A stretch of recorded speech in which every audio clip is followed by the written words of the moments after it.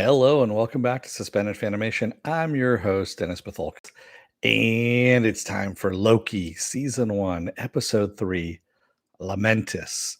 And yes, Lamentis is usually what happens when you don't take care of that certain problem. No, never mind. Let me take care of some business first, and then we'll get down to it. If you like what you see here, like, share, and subscribe. If you're still on the fence about subscribing, take a look at the video that pops up at the very end here. Basically, YouTube takes the algorithms of all the stuff you've been watching, tries to match it as best as possible. One of the videos in my vast video library and pops it up there just for you. And if you like what you see there, hit that subscribe button down below there. And if you can as well, hit that like button and the share button. And if you want to know when I'm going to be on live again next, you hit the bell down below. It's a 50-50 chance of YouTube actually notifying you. Best thing is go to suspendedfanimation.com. Take a look at the schedule I have up there. I change it out every week. Also, I have all the links to my social media, so Twitter, Instagram, Patreon. I also have the links to this YouTube channel, my Facebook page, and a Facebook group page. For those of you who still have Facebook, where you guys can post stuff and chat amongst yourselves. Hey, you know what? I just noticed something up in the corner up here. I think a variant just appeared. It did. Look at that. It's a variant Loki that just appeared up there. I think we'll be getting into that a little bit later and finding out about that a little bit later. But for right now, spoiler alert, I am going to spoil the episode. If you have not seen the episode, go and watch it. Come on back. This will be a video you can comment down below in the comment section. All right. We get it? Yes. Yes. No. All right. All right. So at first blush, this looks kind of like a filler episode kind of thing. It's really not. We still don't get confirmation that Sophia Di Martino's character is a female Loki. We just know that, well, one, she doesn't like being called Loki. She wants to be called Sylvie. And two, they keep using the word enchant a lot, or enchanted, or enchantment, which is kind of a giveaway right there. I'm pretty sure she's the enchantress, but yeah. And with Sylvie Lushton being the the enchantress, the second enchantress in the comics, so I'm fairly sure that's who we're dealing with. But anyway, Loki, of course, follows Sylvie through the time door to the TVA, where she is trying to get to the timekeepers. He fucks that all up for her and actually grabs a tempad and takes them to Lamentis 1, which in the year 2077. So where the fuck is Lamentis 1 and why is it important? Is it in the comics or anything like that? Yes, it is. Actually, it's not Lamentis 1, though, in the comics. It's Lamentis Outworld. And it has a very small little blip in the comic universe, in the Marvel comic universe, as being mentioned in Annihilus Conquest Prologue #1, which came out in 2007. And essentially it gets destroyed. It's on the edge of the Kree Empire. And if you remember the Kree from Captain Marvel, it basically gets destroyed by the Annihilus Wave. Annihilus Wave? Yes, there we go. And it's shown just after the Annihilus Wave and the Phalanx are getting ready to go to war, or after they've gone to war, is what's going on. And of course, Lamentis was the casualty of that war. So are they going to bring in Annihilus, which is a Fantastic Four character, by the way, and the Negative Zone? Are they going to bring in the Phalanx, which brings in the X-Men as well, because that ties into the X-Men? Probably not. That is something that is wishful thinking on everyone's part at this point. But MCU is keeping it fairly simple. They just keep, I think they just reuse a little bit of stuff from the comics into the MCU, and it makes fanboys go, oh my God. And they clutch their pearls and everything, and nothing comes of it. So don't read too much into that. Just like don't read too much into her calling herself Sylvie. It may not be the Enchantress, but I'm fairly sure that's what we're here. Apple Cross, I came into comics right at the end of Phalanx with Generation X. Yeah, so there you go. So they spend the entire episode trying to recharge the tempad, which now no longer has enough power, So they try going different places, and you see this world that's kind of dystopic in a way, where you have really rich people and really poor people, and they're all trying to get away from the moon that is getting ready to crash down on top of them. And Sylvie basically tells Loki that no one makes it. So they're trying to get to the Ark, which everyone's trying to get on board so they can power the Tempad. And of course, Loki fucks this up because he gets drunk on board the train that's going to the Ark, and gets tossed out of the train, of course, and breaks the Tempad. So now they need to get onto the Ark in order to get off of it, but the Ark gets destroyed and they're fucked because now they have no way off Lamentis 1, and the moon is getting ready to crash down on top of them. So they're pretty much fucked at this point.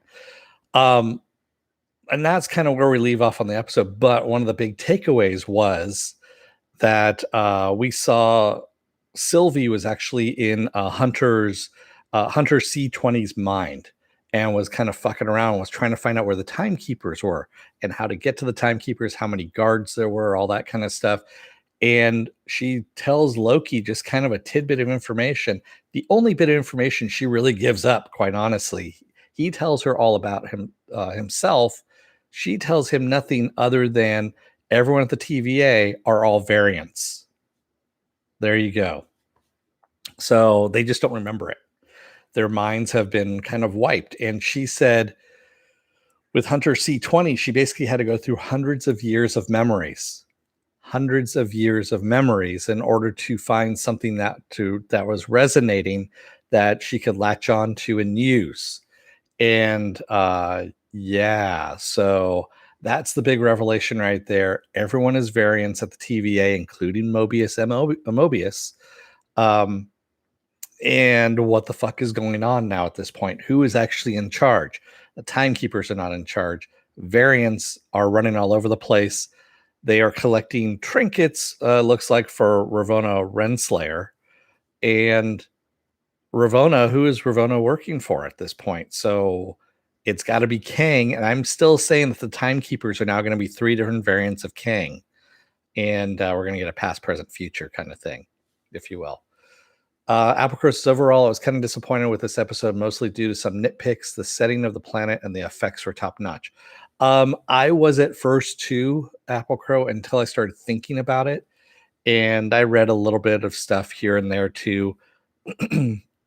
But that it now, I'm liking this episode. It's not the best out of the 3 episodes so far. We've only got 3 more episodes left, by the way. So yes, it's by far not the best of the 3 episodes, but it's something to move the plot along, and it moves it actually in a big way. So we are really kind of moving the set piece ahead, if you will, and revealing a large chunk of what everyone already kind of thought of was happening anyway.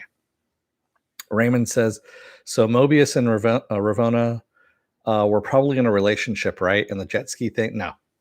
Ravonna is Kang's girlfriend or wife, if you will, and she's the one that's taking care of everything while Kang is off doing something else.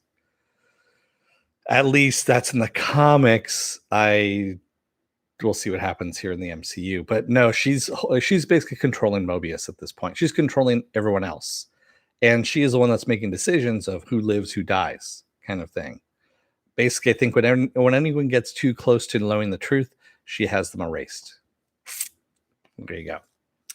Applecrow says, I felt like the dialogue was very poor and surprised all the fights were just action and not Loki, Sylvie using their own powers. Yeah, I can see that.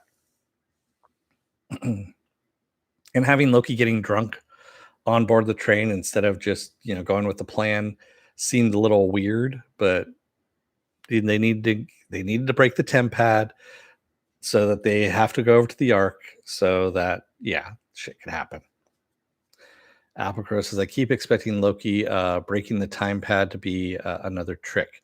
I was thinking the same thing. I was thinking that he just did it just to kind of fuck with her, but no, it looks like that's the case, that he actually broke the it's called a Tempad, TEMPAD, which sounds kind of like a feminine hygiene product, but what I'm not the one who named it. So yeah, time pad would have been a little bit better, or I don't know. Yeah, but it was kind of weird. Applecrow says, sorry, in my timeline, it's called a time pad. Well, your timeline is wrong and it's going to be pruned anyway. So just to let you know. Raymond says there's already a fan theory that this episode was all in Loki's mind. The alcohol was referenced in the Hunter's fantasy in the beginning as well as Loki's. It is a possibility that Enchantress, well, she did grab him at the beginning, remember, by the throat, and he says, what are you doing? And that is a theory as well. Yes, that once she said, when he said, what are you doing? And said, that doesn't work on me, that, yeah, she could actually have already taken control of him. And this is all just, an enchantment in order to find out where he knows, get the time pad or the temp pad back. And yeah, so there's also that as well. Who knows? We'll find out next episode. Same bat time, same bat channel. Applecrow says, I really don't think they would do that as a two-parter. I think they would. Because then what it would do is it would make more sense for this episode to be like that. That way you can realize why you think it's such a bad episode, Applecrow. Because you go, oh, well, it's supposed to be a false memory, and that's why it was so badly written. Yeah. It would make sense, honestly. But who knows? We got 3 episodes left. That's 3 hours. We'll see what happens there. So, if I can reach this. There we go. Come on. You can come down. There we go. Yes. So Raymond was asking about a giveaway. I do have something. It's all shiny, isn't it? Oh, Loki, shiny. Yes. So at the end of this season, that'll be the giveaway, by the way. So, same shit. Raymond says, well, we've got plenty of false memories on WandaVision already, I guess. Yeah, true. Applecrow says, reasons like that are why I'm still holding judgment on this show. I still don't trust that it won't fall apart in full delivery. We'll see. We'll see what happens. So, yeah. And yes, I had to go with the variant Loki, of course. So that's the reason why he's all shiny and gold. I did not go with the, the TVA Loki. Yeah. All right. So what else do I have going on this week? Well, tomorrow I'm off, or I might not be. I don't know. I'm still on the fence about Motherland, Fort Salem. I know the first episode dropped last night, but I wasn't going to do it today because, of course, it's Loki Day. I might see if I can see it. If I can watch it, then I might cover it tomorrow. It's a 50-50 chance. We'll see what happens. But Friday is going to be Star Wars The Bad Batch. I am going to cover that. As you can see, there's stuff there. Saturday is going to be Saturday Morning Blast Off, where I take the genre news of the weekend and genre stuff you guys want to talk about, and we talk about it. Sunday will be Spoiler Alert, and that's where you can talk about all your spoilers and stuff like that, guilt-free, or get spoiled and then get pissed off at whoever told you what the spoiler was, even though you yourself was watching the spoiler alert and were well aware that you were going to get spoiled at some point in time. So, and then Monday I'll be off. Tuesday will be another episode of Is It Worth My Time? I don't know what I'm doing as of yet. I'll figure something out. And then, of course, Wednesday we roll back around to another episode of Loki. Yeah. All right. Does that satisfy everyone? Was it good for you too? Do you want a cigarette now? Well, cigarettes are bad for you. I'm going to let you guys go for the night. Thank you to everyone. Oh, well, you know what? Screw it. I'm going to actually plug myself here. metaphorically speaking. If you like what you see here, like, share, and subscribe. If you're still on the fence about subscribing, take a look at the video that pops up at the very end here. Basically, YouTube takes the algorithms of all the stuff you've been watching and tries to match it as best as possible. One of the videos in my best for your library and pops up there just for you. And if you like what you see there, hit that subscribe button down below. And if you can, hit the share button and the like button too down there. Also, if you want to know when I'm on live again next, hit the bell down below. It's a 50-50 chance of YouTube actually notifying you. Best thing to do is go to suspendedfanimation.com, where I've got all the links to my social media and all the links to my pages as well.